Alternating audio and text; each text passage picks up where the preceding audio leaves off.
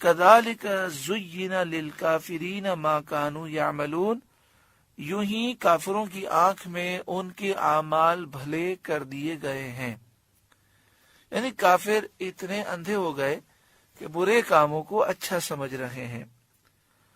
وَكَذَلِكَ، اور اسی طرح، جَعَلْنَا فِي كُلِّ قَرْيَةٍ أَكَابِرَ مُجْرِمِيهَا، ہم نے ہر بستی میں اس کے مجرموں کے سردار کیے، لِيَمْكُرُوا فِيهَا، کہ اس میں مکر و فریب کریں، وَمَا يَمْكُرُونَ إِلَّا بِأَنفُسِهِمْ،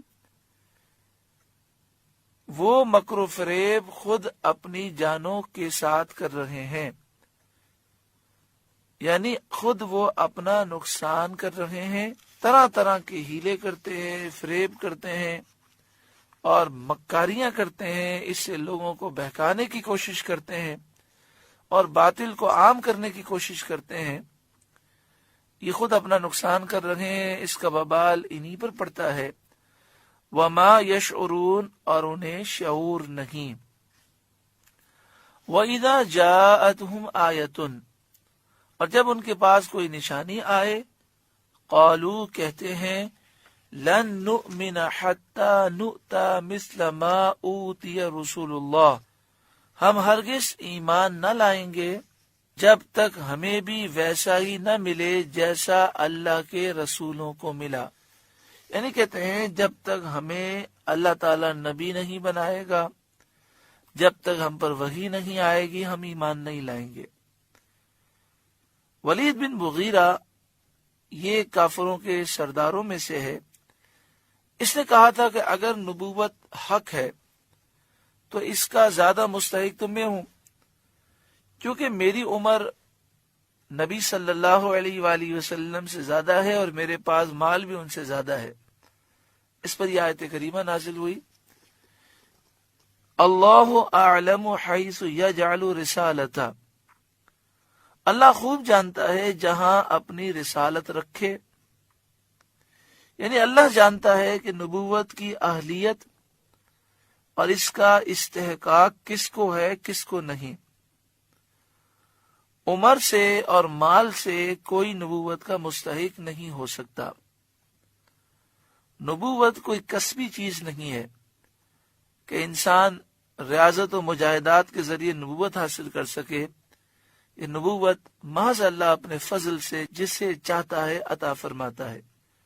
اور یہ مسئلہ بھی یاد رکھیں کہ نبی آخر الزمان، نبی صلی اللہ علیہ وآلہ وسلم آخری نبی ہیں، اب ان کے بعد کوئی نیا نبی رسول نہیں آ سکتا۔ حضرت عیسیٰ علیہ السلام تشریف لائیں گے لیکن وہ نئے نبی نہیں ہیں، وہ پہلے آ چکے ہیں۔ اور یہ ولید بن مغیرہ جو نبوت کا طلبگار ہے، یہ تو حسد میں مبتلا ہے، مکر و فریب میں مبتلا ہے، بد عہدی میں مبتلا ہے اور کئی گندے افعال اور برائیوں میں مبتلا ہے۔ یہ کہاں اور نبوت کا منصب عالی کہاں۔ سَيُصِيبُ الَّذِينَ أَجْرَمُوا صَغَارٌ عِندَ اللَّهِ، ان قریب مجرموں کو اللہ کے ہاں ذلت پہنچے گی، وَعَذَابٌ شَدِيدٌ، اور سخت عذاب، بِمَا كَانُوا يَمْكُرُونَ، بدلہ ان کے مکر کا۔ یہ جو مکر و فریب کرتے ہیں اس کا انہیں بدلہ ملے گا۔ فَمَن يُرِدِ اللَّهُ أَن يَهْدِيَهُ يَشْرَحْ صَدْرَهُ لِلْإِسْلَامِ، اور جسے اللہ راہ دکھانا چاہے اس کا سینہ اسلام کے لیے کھول دیتا ہے، اس کو ایمان کی توفیق دیتا ہے اور اس کے دل میں روشنی پیدا کرتا ہے۔ جس کا سینہ اسلام کے لیے کھل جاتا ہے اس کے لیے اسلام پر چلنا آسان ہوتا ہے، اسے گناہوں سے نفرت ہو جاتی ہے، آخرت کی طرف وہ مائل ہوتا ہے، دنیا سے بے رغبت ہوتا ہے، موت کی یاد اور موت کی تیاری کرتا ہے۔ اللہ سے دعا کریں اللہ تعالی ہمارے سینے کو بھی اسلام کے لیے کھول دے۔ یہ ہماری بڑی محرومی ہے کہ جب ہم نماز کے لیے کھڑے ہوتے ہیں تو پاؤں تھک جاتے ہیں، لیکن باتیں کرنے کے لیے کھڑے ہوتے ہیں، آدھا گھنٹہ کھڑے رہتے ہیں، احساس نہیں ہوتا۔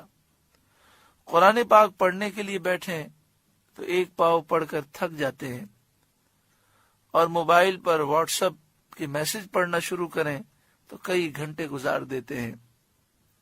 یہ بڑی بدنصیبی کی بات ہے کہ مسجد میں نکاح کے لیے آئے ہیں اور اندر عصر کی نماز ہو رہی ہے، باہر کھڑے رہتے ہیں، نماز نہیں پڑھتے۔ اب تو ایسے بھی بدنصیب ہیں کہ جنازہ پڑھنے کے لیے آتے ہیں تو جنازے کی نماز پڑھتے ہیں، لیکن اندر فرض کی نماز ہو رہی ہے، فرض نماز ہو رہی ہے، اس میں شرکت نہیں کرتے، باہر کھڑے رہتے ہیں، پھر جنازے کی نماز پڑھ لیتے ہیں۔ یعنی کسی کا جنازہ دیکھ کر بھی انہیں اپنی موت یاد نہیں آتی۔ کیا وجہ ہے؟ وہ کہتے ہیں نماز ہم پر بڑی بھاری ہے، بڑی مشکل ہے۔ لیکن جن کے دل اسلام کے لیے کھل جاتے ہیں انہیں تو سجدوں میں ایسی لذت آتی ہے کہ پوری پوری رات گزر جاتی ہے، ان کا ایک سجدہ مکمل نہیں ہوتا۔ حضرت خاتون جنت فاطمہ الزہرا رضی اللہ تعالی عنہ کے بارے میں مشہور و معروف ہے کہ آپ لمبے لمبے قیام کرتی، لمبے لمبے سجدے کرتی، اور سجدے میں ہوتی رات ختم ہو جاتی تو آپ عرض کرتی ہیں مالک راتیں بہت چھوٹی ہیں، تیری بندی فاطمہ کا ایک سجدہ مکمل نہیں ہوتا۔ نبی اکرم صلی اللہ علیہ وآلہ وسلم اتنا لمبا قیام فرماتے کہ پاؤں مبارک پر ورم آ جاتا۔ اللہ تبارک و تعالی ہمیں بھی عبادتوں کی لذتیں عطا فرمائے اور گناہوں سے نفرت عطا فرمائے۔ دعا فرمائے اللہ تعالی ہمارے سینے کو اسلام کے لیے کھول دے۔